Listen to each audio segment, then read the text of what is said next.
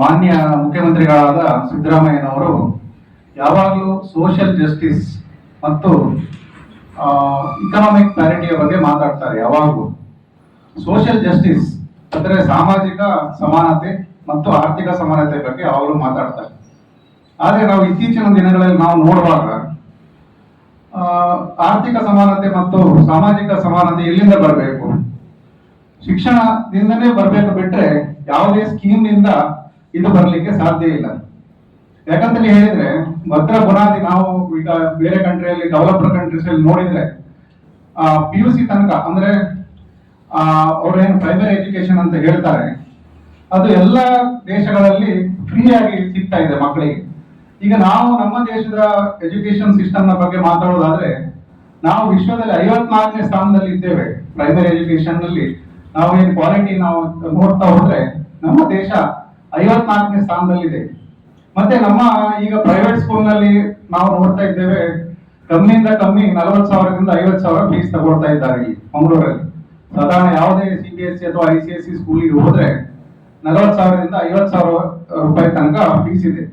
ಆದ್ರೆ ನಮ್ಮ ಕರ್ನಾಟಕ ರಾಜ್ಯದ ನಾವು ಎವರೇಜ್ ಇನ್ಕಮ್ ನೋಡ್ಲಿಕ್ಕೆ ಹೋದ್ರೆ, ಪ್ರತಿ ಒಂದು ಜಿಲ್ಲೆ ನೋಡ್ಲಿಕ್ಕೆ ಹೋದ್ರೆ ದಕ್ಷಿಣ ಕನ್ನಡದ 6 ಲಕ್ಷ ತೋರಿಸ್ತಾ ಇದೆ ವರ್ಷಕ್ಕೆ ಪರ್ ಕ್ಯಾಪಿಟಲ್ GDP.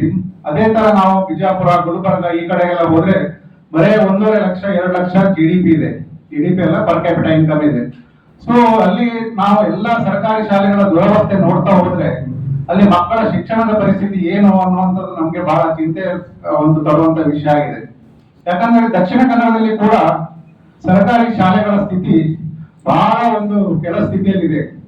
ಕೆಲವು ಶಾಲೆಗಳಲ್ಲಿ ಬೆಂಚ್ ಇಲ್ಲ, ಕೆಲವು ಶಾಲೆಗಳಲ್ಲಿ ಮಹಿಳೆಯರ ಸ್ಟೂಡೆಂಟ್ಸ್ಗೆ ಶೌಚಾಲಯ ಇಲ್ಲ, ಕೆಲವು ಕಡೆಯಲ್ಲಿ ಮಾಡಿ 500 ಶಾಲೆಗಳ ಸಾಧಾರಣ ದುರಸ್ತಿಯಲ್ಲಿ ಇದೆ ದಕ್ಷಿಣ ಕನ್ನಡದಲ್ಲಿ.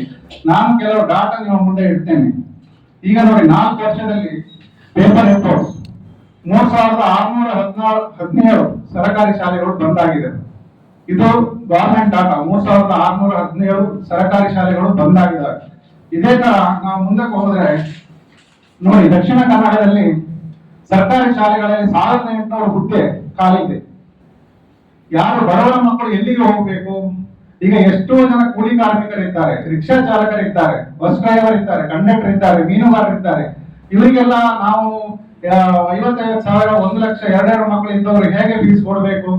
ಸರ್ಕಾರಿ ಶಾಲೆಗಳ ಈ ದುರವಸ್ಥೆಗೆ ಯಾರ ಕಾರಣ ಅಂತ ನಾವು ಈ ವೇದಿಕೆಯ ಮುಂದೆ ಕೇಳ್ತಾ ಇದ್ದೇವೆ. ಇದೇ ತರ ಇನ್ನು ಮುಂದಕ್ಕೆ ಹೋದ್ರೆ ನೋಡಿ, ರಾಜ್ಯದ ಪರಿಸ್ಥಿತಿ ಹೇಗಿದೆ ಅಂತ ಹೇಳಿದ್ರೆ 38,163 ಶಿಕ್ಷಕರು ನೇಮಕಾತಿ ಬಾಕಿ ಇದೆ. ಇದನ್ನು 6 ತಿಂಗಳಲ್ಲಿ ಫಿಲ್ ಮಾಡ್ತೇನೆ ಅಂತ ಹೇಳಿ ಮುಖ್ಯಮಂತ್ರಿಗಳು ಭರವಸೆ ಕೊಡ್ತಾರೆ. ಆದ್ರೆ ಸರ್ಕಾರಿ ಶಾಲೆಗಳ ಸ್ಥಿತಿ ನೋಡ್ಲಿಕ್ಕೆ ಹೋದ್ರೆ ಬಹಳ ಹೀನಾಯ ಪರಿಸ್ಥಿತಿಯಲ್ಲಿ ನಮ್ಮ ರಾಜ್ಯದಲ್ಲಿ ಇದೆ ಅಂತ ನಾನು ಈ ವೇದಿಕೆ ಮೂಲಕ ಹೇಳಲಿಕ್ಕೆ ಇಚ್ಛೆ ಪಡ್ತೇನೆ. ಇದರಲ್ಲಿ ಕಾಂಗ್ರೆಸ್, ಬಿಜೆಪಿ ಅಂತ ನಾನು ಹೇಳೋದಿಲ್ಲ, ಎಲ್ಲ ಸರ್ಕಾರಗಳು ಇದರಲ್ಲಿ ವಿಫಲವಾಗಿದೆ. ಇದು ಏನು ಶಿಕ್ಷಣವನ್ನು ಖಾಸಗೀಕರಣ ಮತ್ತು ವ್ಯಾಪಾರೀಕರಣ ಮಾಡ್ಲಿಕ್ಕೆ ಹೊರಟಿದೆ. ಯಾಕಂತ ಹೇಳಿದ್ರೆ ಮುಂದುವರಿದ ದೇಶಗಳಲ್ಲಿ ಶಿಕ್ಷಣಕ್ಕೆ ಎಷ್ಟು ಮಹತ್ವ ಕೊಡ್ತಾರೋ ಅದನ್ನು ನಾವು ಇಲ್ಲಿ ತುಂಬಾ ನಿರ್ಲಕ್ಷ್ಯ ಮಾಡ್ತಾ ಇದ್ದೇವೆ.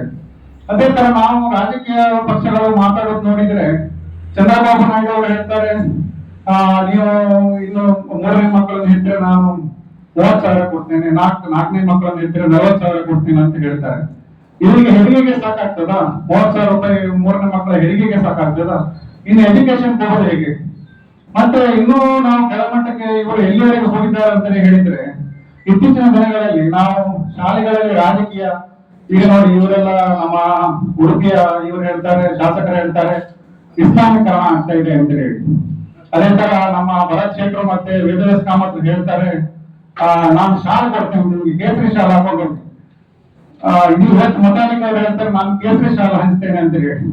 ಇವರು ಭರತ್ ಶೆಟ್ರು ಒಮ್ಮೆ ಇವರ ಕ್ಷೇತ್ರದಲ್ಲಿ ಸರ್ಕಾರಿ ಶಾಲೆ ಹೇಗಿದೆ ಅಂತ ನೋಡ್ಲಿಕ್ಕೆ ಹೋಗಿದಾರ? ಅಥವಾ ಇವರು ವೇದವ್ಯಾಸ ಕಾಮತ್ ಶಾಲೆ ಹಂಚುವುದನ್ನು ಬಿಟ್ಟು ತಮ್ಮ ಸರ್ಕಾರಿ ಶಾಲೆಗಳು ಎಷ್ಟು ಮುಚ್ಚಲ್ಪಟ್ಟಿವೆ, ತಮ್ಮ ಕ್ಷೇತ್ರದಲ್ಲಿ ಎಷ್ಟು ಶಾಲೆಗಳಿಗೆ ದುಸ್ಥಿತಿ ಇದೆ ಅಂತ ನೋಡ್ಲಿಕ್ಕೆ ಹೋಗಿದಾರ? ಇವರಿಗೆ ಇದು ಯಾವುದು ಬೇಡ. ಇವರಿಗೆ ಶಾಲೆಯಲ್ಲಿ ರಾಜಕೀಯ ಮಾಡುವುದು. ಇವರು ಶಾಲೆ ಹಾಕೋದು ಯಾರಿಗೆ? ಬಡ ಮಕ್ಕಳಿಗೆ, ಸರ್ಕಾರಿ ಶಾಲೆ ಹೊಂದುವವರಿಗೆ ಶಾಲಾ ಹಾಕಿ ಕಳಿಸ್ತಾರೆ ರಾಜಕೀಯ ಮಾಡಿ ಅಂತ ಹೇಳಿ. ಅದೇ ಇವರು ಪ್ರೈವೇಟ್ ಶಾಲೆ ಮಕ್ಕಳಿಗೆ ಮಾಡ್ತಾರ? ಪ್ರೈವೇಟ್ ಶಾಲೆಯಲ್ಲಿ ಇವರು ಶಾಲೆಗೆ ಕಳಿಸ್ಲಿಕ್ಕೆ ಇವರು ತಯಾರಿದ್ದಾರ? ಇವರು ಮಕ್ಕಳಿಗೆ ಕೇಸರಿ ಶಾಲೆ ಅಥವಾ ಇನ್ನೊಂದನ್ನು ಮಾತಾಡೋದನ್ನು ಬಿಟ್ಟು ಇವರು ಸರ್ಕಾರಿ ಶಾಲೆಗಳ ಸ್ಥಿತಿಗಳ ಬಗ್ಗೆ ಮಾತಾಡುವಂತ ಒಂದು ಪರಿಸ್ಥಿತಿ ನಿರ್ಮಾಣವಾಗಬೇಕಾಗಿದೆ ಆಗಿದೆ ಮುಂದಕ್ಕೆ.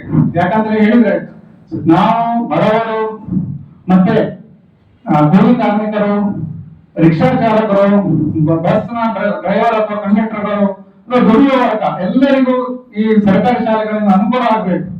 ಮತ್ತೆ ಇದೇ ತರ ಮುಂದಕ್ಕೆ ಹೋದ್ರೆ ಸಿದ್ದರಾಮಯ್ಯನವರು ಮತ್ತೆ ಕುಮಾರ್ ಬಂಗಾರಪ್ಪನವರು, ನಮ್ಮ ಶಿಕ್ಷಣ ಮಂತ್ರಿ ಮಧು ಬಂಗಾರಪ್ಪನವರು ಶಿಕ್ಷಣ ಮಂತ್ರಿ ಏನಿದ್ದಾರೆ ಅವರು ಹೇಳ್ತಾರೆ ಪಬ್ಲಿಕ್ ಸ್ಕೂಲ್ ಮಾಡ್ತೇವೆ, ಆ ಸ್ಕೂಲ್ ಮಾಡ್ತೇವೆ, ಈ ಸ್ಕೂಲ್ ಮಾಡ್ತೇವೆ ಅಂತ ಹೇಳಿ. ಆದ್ರೆ ಅಲ್ಲಿ ಟೀಚರ್ಸ್ ಇಲ್ಲ, ಅಲ್ಲಿ ಅವ್ಯವಸ್ಥೆ ಬಹಳ ಇದೆ. ಇದೇ ತರ ಮುಂದುವರೆದ್ರೆ ನಮ್ಮ ಈ ಸರ್ಕಾರಿ ಶಾಲೆಗಳು ಇನ್ನು ಕೆಲವೇ ದಿನಗಳಲ್ಲಿ ಮುಚ್ಚಿ ಹೋಗಿ ಎಲ್ಲರೂ ಖಾಸಗೀಕರಣಗೊಂಡು ಆಮೇಲೆ ಬಹಳ ಜನರು ಕಷ್ಟ ಅನುಭವಿಸಬೇಕಾಗ್ತದೆ ಅಂತ ಹೇಳಿ ನಾನು ಈ ವೇದಿಕೆಯ ಮೂಲಕ ಹೇಳಲಿಕ್ಕೆ ಬಯಸ್ತೇನೆ. ಯಾಕಂತ ಹೇಳಿದ್ರೆ ಇನ್ನು ಮುಂದಕ್ಕೆ ಹೋದ್ರೆ ನಾವು ಸಂಪೂರ್ಣ ಈ ನಮ್ಮ ಏನು ಶಿಕ್ಷಣ ವ್ಯವಸ್ಥೆ ವಿಫಲಗೊಂಡು ಬರೀ ಪ್ರೈವೇಟ್ ಸ್ಕೂಲ್ಗೆ ಹೋಗುವಂತ ಪರಿಸ್ಥಿತಿ ಮುಂದೆ ನಿರ್ಮಾಣ ಆಗಬಹುದು. ಇದರ ಬಗ್ಗೆ ಸಿದ್ದರಾಮಯ್ಯನವರು ಮತ್ತು ಮಧು ಬಂಗಾರಪ್ಪನವರು ಇದರ ಬಗ್ಗೆ ಗಮನ ಹರಿಸಿ, ಮತ್ತೆ ಇಲ್ಲಿ ನಮ್ಮ ಜಿಲ್ಲಾ ಉಸ್ತುವಾರಿ ಸಚಿವರು ಇವತ್ತು ಬಂದಿದ್ದಾರೆ ಗುಂಡ್ರಾವ್ ಅವರು, ಅವರನ್ನು ಪ್ರಶ್ನೆ ಕೇಳಬೇಕು ಅಂತ ನಾನು ಬಯಸ್ತೇನೆ. ಯಾಕಂದ್ರೆ ಹೇಳಿದ್ರೆ ಇಲ್ಲಿ ನೋಡಿ ದಕ್ಷಿಣ ಕನ್ನಡದಲ್ಲಿ 1800 ಶಿಕ್ಷಕರ ನೇಮಕಾತಿ ಬಾಕಿ ಇದೆ, 500 ಶಾಲೆಗಳ ದುರಸ್ತಿ ಬಾಕಿ ಇದೆ. ಎಷ್ಟು ವರ್ಷದಿಂದ ಪೆಂಡಿಂಗ್ ಇದೆ? ಒಂದು 5-6 ವರ್ಷದಿಂದ ಇದೇ ಮಾತಾಡ್ತಾ ಇದ್ದಾರೆ, ನಾವು ಅಪಾಯಿಂಟ್ಮೆಂಟ್ ಮಾಡ್ತೇವೆ, ಶಾಲೆ ರಿಪೇರಿ ಮಾಡ್ತೇವೆ ಅಂತ ಹೇಳಿ. ಪ್ರತಿ 5 ಕಿಲೋಮೀಟರ್ಗೆ ಒಂದು ಶಾಲೆ ಇರ್ಬೇಕಂತೇಳಿ ಒಂದು ಕಾನೂನು ಇದೆ. ಇವರು 5 ಕಿಲೋಮೀಟರ್ ಶಾಲೆಯಲ್ಲಿ ಒಬ್ಬ ವಿದ್ಯಾರ್ಥಿ, ಒಬ್ಬ ಟೀಚರ್ ಇದ್ದಾರೆ. ಇವರು ಹೇಳ್ತಾರೆ ರಿಕ್ಷಾದಲ್ಲಿ ಕರ್ಕೊಂಡು ಹೋಗ್ತೇವೆ, 10 ಕಿಲೋಮೀಟರ್ ಸ್ಕೂಲಿಗೆ ನಾವು ಬಸ್ ಅರೇಂಜ್ಮೆಂಟ್ ಮಾಡ್ತೇವೆ ಅಂತ ಹೇಳಿ. ಹಳ್ಳಿಯವರು ಎಲ್ಲಿಗೆ ಹೋಗ್ಬೇಕು, ಪಟ್ಟಣಕ್ಕೆ ಬಂದು ನಿಲ್ಲಿಸಬೇಕಾ, ಅಥವಾ ಹಳ್ಳಿಗಳಲ್ಲಿರುವ ಶಾಲೆಗಳ ಬಗ್ಗೆ ಇವರು ಯಾವ ಗಮನ ಹರಿಸ್ತಾರೆ, ಇವೆಲ್ಲ ವಿಷಯಗಳನ್ನು ಶೀಘ್ರವಾಗಿ ಸಿದ್ದರಾಮಯ್ಯನವರು ಮತ್ತೆ ಮಧು ಬಂಗಾರಪ್ಪನವರು ಗಮನ ಹರಿಸಿ ಇಲ್ಲಿ ಏನಾದರೂ ಶಾಲೆಗಳನ್ನು ಉತ್ತಮಗೊಳಿಸುವ ನಿಟ್ಟಿನಲ್ಲಿ ಕಾರ್ಯ ಕೈಗೊಳ್ಬೇಕಂತ ಹೇಳಿ ನಾನು ಈ ಮೂಲಕ ಕೇಳಿಕೊಳ್ತೇನೆ.